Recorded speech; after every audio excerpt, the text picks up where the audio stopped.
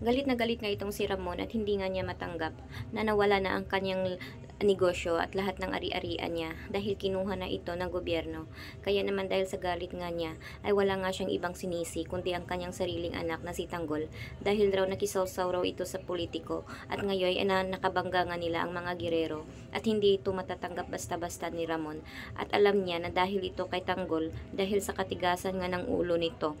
at dahil ngayon ay nagkalabanan nga ang dalawa. Subalit ay nananaig pa rin dito kay Ramon ang kanyang pagmamahal sa kanyang anak, kaya't hindi niya tuloy-tuluyan na binaril nga ito.